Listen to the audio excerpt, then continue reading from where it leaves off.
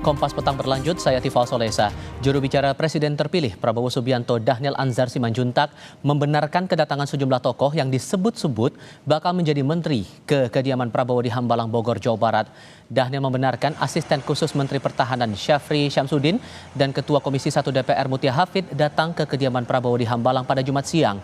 Dhanil menyebut keduanya datang untuk berdiskusi dengan Prabowo sebagai mitra kerja.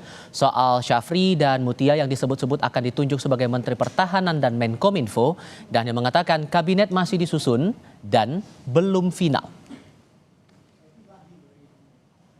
Beliau kan memang terkait dengan Pak Prabowo, Pak Syafri adalah asisten khusus Pak Prabowo dan selama ini membantu Pak Prabowo di Kementerian Pertahanan. Mbak Mutia kan juga Ketua Komisi 1 adalah mitra kerja Pak Prabowo. Jadi beliau ya sering berdiskusi dengan Pak Prabowo. Yang Mutia jadi Kominfo, Pak Syafri akan jadi Menhan di periodenya Pak Prabowo nanti. Itu Anda yang tahu, saya nggak tahu. Yang jelas nanti akan diumumkan Pak Prabowo secara langsung. Saya batuk loh gara-gara itu. Tapi kalau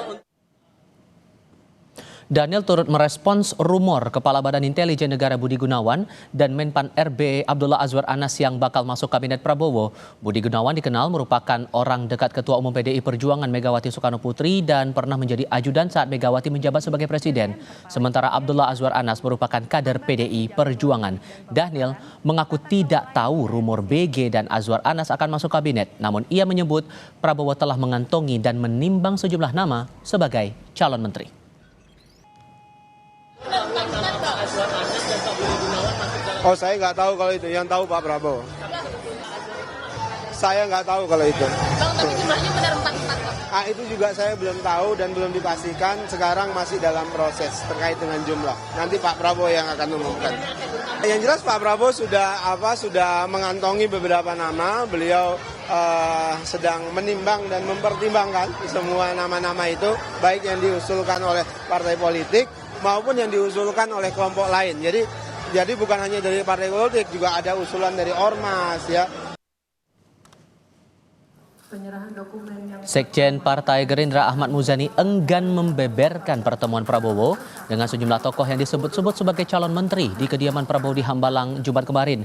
Muzani hanya berseloroh bakal calon menteri di kabinet Prabowo sedang deg-degan semua. Menteri Hukum dan HAM. Jadi sedikit Pak, kemarin ada pertemuan di Hambalang, itu soal menteri ya Pak ya? Pak Sekjen. Entahlah. Tapi nama-nama yang udah kesebut sekarang tuh emang benar akan masuk dalam kementerian? Nggak tahu. Iya Pak Sekjen mah, jadi sedikit agak. Pokoknya sekarang pada deg piar. Pak katanya BG juga mau dapat jadi menteri. Di lain pihak, Wakil Ketua DPR sekaligus politisi Partai Golkar Ludwig Paulus menilai pemanggilan calon menteri oleh Presiden terpilih Prabowo Subianto hal yang baik. Menurutnya, dengan memanggil calon menteri artinya Prabowo meminta masukan untuk mencapai target kabinet pemerintahannya.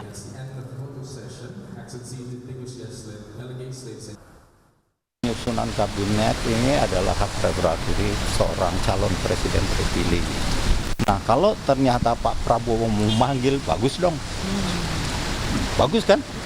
Artinya beliau juga minta masukan bahwa beliau sebagai presiden yang punya mandat, yang punya hak prerogatif, tidak semata-mata dia bilang ini maunya saya, tapi dia mengundang orang lain, mengundang berikan masukan nih dengan bidang-bidang pekerjaan ini baiknya gimana. Karena kembali lagi ada target yang akan dicapai. Ketua DPP PDI Perjuangan Puan Maharani merespons rumor Kepala Badan Intelijen Negara Budi Gunawan akan masuk kabinet Prabowo Gibran. Soal nama Kepala BIN Budi Gunawan yang dikenal orang dekat Megawati dan kader PDIP lain yang diisukan akan masuk kabinet, Puan minta ditunggu saja apakah PDIP akan menempatkan kadernya di kabinet Prabowo atau tidak. Belum bicara terkait dengan masalah kabinet karena kami masih fokus dengan pelantikan tanggal 1 Oktober, pelantikan anggota DPR tanggal 1 Oktober. Untuk pertemuan dengan Pak Prabowo seperti yang sudah disampaikan tetap dalam komunikasi yang intensif dan apakah akan menempatkan salah satu kader atau tidak kita tunggu saja.